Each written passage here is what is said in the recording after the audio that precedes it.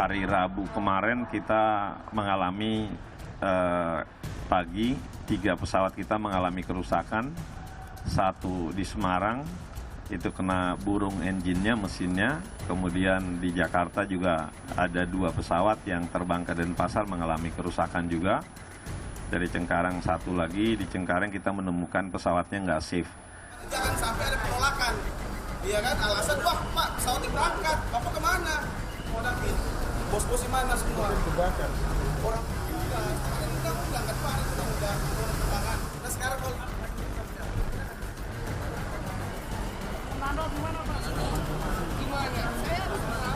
kita pagi ini sudah mengirimkan surat teguran kepada Lion Air. Anda lihat nggak kebijakan di TV Menteri saya nyatakan sudah beres. Dinyatakan sudah beres. Nah ini kalau sudah beres.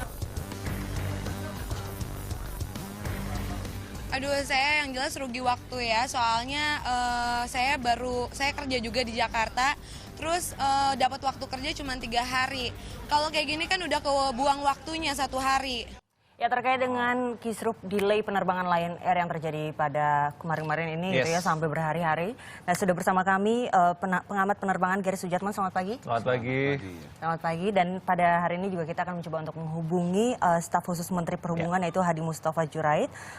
Tapi kita akan mulai dulu dengan Mas Gary nih. Mas, gimana nih menurut Mas Gary tentang kejadian kemarin? Aneh sih kalau saya bilang. Anehnya apa nih Mas? Kita mencoba mencari akar permasalahan. Maskapai sudah mengatakan ada kira-kira 3 pesawat yang rusak. Oke. Data dari sumber independen kita lihat ada kira-kira 6-8. Mereka kemarin menjadwalkan kira-kira 90 pesawat untuk terbang dari armada 103.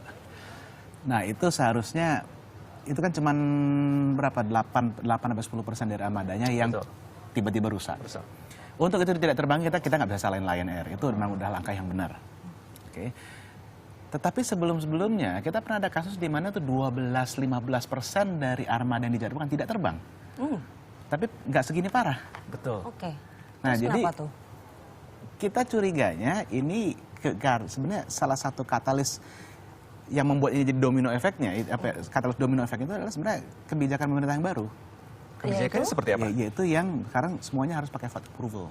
Flight approval. Flight approval. Jadi memang flight approval ini bukan hal baru. Memang hampir semua penerbangan harus memiliki flight approval. Cuman sekarang pesawat yang delay lebih dari 1 jam, pesawat yang divert karena cuaca demi keselamatan divert sekarang harus dapat flight approval untuk melanjutkan. Pesawat yang sudah pushback lagi ngantre mau take off tiba-tiba rusak balik ke apron harus minta flight approval lagi untuk berangkat. Nah ini kan kalau saya bilang ini rada konyol gitu kalau yang masalah flight approval untuk hal-hal yang itu ya. Oke, jadi kenapa tuh si flight approvalnya itu bisa memberikan efek terhadap delaynya? Flight approvalnya harus minta dari kementerian di pusat. Oke, itu berapa lama sampai akhirnya kementerian dari pusat menyatakan oke berangkat? Setelah pesawat menyatakan flight approval, mengajukan flight approval. Yang pasti ada 1 jam. Di atas? 1 jam. Di atas 1 jam. Dan ini bisa menimbulkan delay yang berhari-hari. Nah sekarang kalau misalnya 1 pesawat rusak. Oke. Misalnya rusak di Ambon. Tidak ada pesawat yang standby di Ambon. Pasti di Jakarta atau Surabaya atau di Batam yang ada kalau Lion Air. Ngirim ke sana, nunggu flight approval dulu. Untuk rescue flight harus nunggu flight approval. 1 jam. Oke. Berangkat. Minim 1 jam. Rata-rata 2-3 jam. 2-3 jam. Sampai 3 jam. Oke. Berarti semua jadwal pesawat yang tadi mundur otomatis 4 jam. Oke. Tadi kan mungkin dia pikir oke bisa berangkat kita schedule mungkin dia telat jadi dari sini ke sana 3 jam, 4 jam kita delay. Oke, tapi karena nunggu flight approval tadi additional 3 jam, itu jadi 7 jam. Belum pesawat itu Begitu udah nyampe, dia mau berangkat, sorry, tadi Anda ngajuin 3 jam, buat berangkat 3 jam lalu, Anda harus minta flight approval lagi. Jadi dari yang sudah 7, yang dari sudah 4 jam, numpuk jadi 5 jam. Lalu flight yang setelahnya harus diminta flight approval lagi. Nah ini yang kita khawatirkan yang terjadi. Boleh dibilang dalam kasus ini Lion Air tidak boleh disalahkan 100%. Apa? Saya rasa tidak fair lah kalau kita salahkan mereka 100%. Berarti pemerintah juga ikut terlibat dalam hal ini. Saya rasa di sini pemerintah ada terlibat. Ini bukan yang pertama kali masalah flight approval ini ya. Pertengahan bulan Januari waktu itu setelah diterapkan, ada kejadian di mana kebetulan Lion Air lagi yang kena. Dia mau terbang ke Makassar, kena cuaca buruk, dia harus divert ke Balikpapan. Setelah cuaca di Makassar clear, dia harus nunggu 3-4 jam lagi untuk dapat approval untuk melanjutkan. Nah sekarang yang mau bayarin penumpang denda atau makanan buat penumpang on board siapa? Oke. Menarik sekali ini. Menarik nih, tapi kan sebenarnya kalau misalnya ngomongin soal masalah delay gitu ya kan, Lion Air ini kan bukan hanya sekali 2 kali saja delay. Dan ini sampai terkenal sebagai maskapai yang sering delay. Apakah semua delay ini disebabkan oleh FA? Baru yang akhir-akhir ini saja, itu kan baru diterapkan sejak kejadian AirAsia kemarin. Kalau yang sebelum-sebelumnya, jadi gini, untuk penanganan delay itu ada beberapa metode. Salah satunya kalau yang digunakan oleh airline lain itu satu pesawat rusak, oke kita korbanin jadwalnya satu pesawat itu. Mau berapa jam, mau seharian kita korbanin, jangan ganggu yang lain. Supaya di-contain masalahnya hanya di satu pesawat. Nah ada juga maskapai, salah satunya Lion Air, kalau satu pesawat rusak, dia coba pesawat lain bisa nggak kita tarik untuk nyelamatin jadwal yang ini. Nah ini kalau dalam kondisi ideal tidak ada masalah apapun, oke. Yang tadi satu pesawat bisa 8.000 orang 1.000 orang kena satu pesawat, jadi disebar mungkin menjadi 4.000 orang yang kena tapi delaynya di bawah 3 jam. Di bawah 3 jam. Gitu. Oke, ini kan kenapa Lion Air tidak bisa mengatasi sedangkan maskapai lain itu bisa gitu loh misalnya. Satu, dia besar. Kedua, memang apes aja kemarin. Ya kan, dia sudah tahu 3 rusak. Sebelum hari itu dia sudah tahu 3 rusak. Jadi dia sudah tahu hari itu bakal ada masalah dengan penjadwalannya. Tapi tiba-tiba kita dapat data kok jadi kira-kira 6-8 yang nggak terbang. Itu 6 atau 8 itu nggak terbang. Kalau tidak ada masalah flight approval tadi, seharusnya tidak masalah. Palingan cuma 1-2 pesawat yang telat 3-4 jam doang. Oke, jadi untuk ganti pesawat itu harus izin pemerintah juga. Ya, sekarang harus pakai izin pemerintah. Nah ini kalau misalnya ngomongin soal FA gitu kan, kalau kemarin itu kan dari rilisnya dari Lion Air bahwa memang ada pesawat yang rusak, tapi soal masalah FA ini apakah datangnya telat atau tidak seperti itu kan tidak dirilis tuh. Kenapa tuh kira-kira? Saya rasa ini courtesy buat pemerintah lah. Dalam arti kalau Anda beri kita sanksi yang parah-parah, kita akan buka masalah ini. Jadi begini, ini kan sejak kejadian, ini kan banyak yang di masyarakat yang bilang kok sama AirAsia galak banget, begitu sama Lion Air lembek banget. Mungkin salah satu alasannya itu. Oke. Nah ini kita juga sebenarnya lagi berusaha untuk menghubungi staf Kementerian Perhubungan ya Pak Hadi, tapi belum bisa mencoba.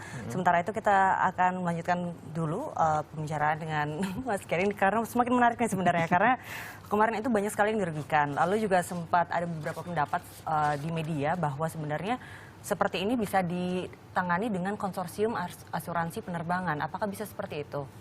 Kalau saya sih ya bisa, cuma saya nggak setuju lah kalau dengan konsorsium asuransi. Kenapa tuh? Kan sama aja industrinya mensubsidikan mereka yang telat. Mensubsidikan yang telat. Jadi itu lebih baik untuk sebagai insentif untuk airline yang tidak telat, lebih baik dibebankan ke masing-masing airline. Oke, nah ini kejadian ini pernah tidak terjadi di luar negeri sebelumnya? Dan tidak sampai separah ini? Kalau yang sampai separah ini itu biasanya satu airline bangkrut, kedua force major. Oke. Kalau yang paling parah itu kejadian waktu di Eropa yang gunung berapi meletus di Islandia. Itu force major. Itu force major. Nah di sini kita lihat perbedaannya di sana penanganannya dengan di sini. Kalau di sana semua flight langsung di cancel. Oke, di sini ada airline kalau sudah delay terlalu parah dia akan cancel saja. Nah Lion Air itu 24 jam baru cancel. Jadi yang baru hari Jumat sore sampai malam itu di cancel demi bisa mengejar jadwal yang sudah ketinggalan. Ini seharusnya dilakukan di awal. Gitu. Ini bukan berarti tanda-tanda seperti itu Lion Air akan bangkrut, bukan ya? Enggak, ya itu terlalu jauh. Terlalu jauh ya. Tapi kalau misalnya untuk arus informasi sendiri gitu kan, kadang-kadang kan seperti, karena saya juga pernah mengalami gitu kan, kalau misalnya lagi di bandara, terus udah gitu flightnya telat, dengan maskapai Lion Air juga, tapi arus informasinya telatnya akan berapa lama dan sebagainya itu juga kurang lancar gitu kan. Itu apakah sebenarnya ada permasalahan di situ selalu seperti itu atau memang hanya dalam kondisi tertentu saja? Nah ini balik lagi ke metodenya mereka. Kalau airline kayak saya tahu kayak Citylink dan AirAsia mereka langsung satu pesawat rusak kita korbanin jadwalnya itu.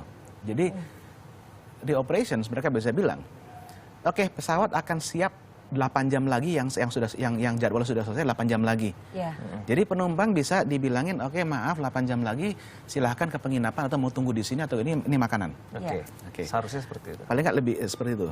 Nah kalau yang metode yang dilakukan oleh yang lain seperti Lain dan Sriwijaya melakukan metodenya adalah kita coba selamatin secepat mungkin. Tapi akhirnya delaynya akan menyebar.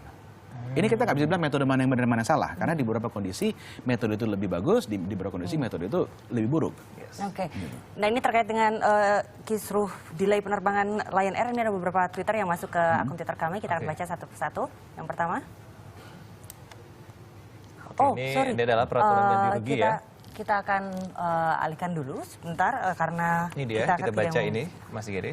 Oke, ini dia. Ganti rugi yang harus diberikan maskapai jika terjadi keterlambatan.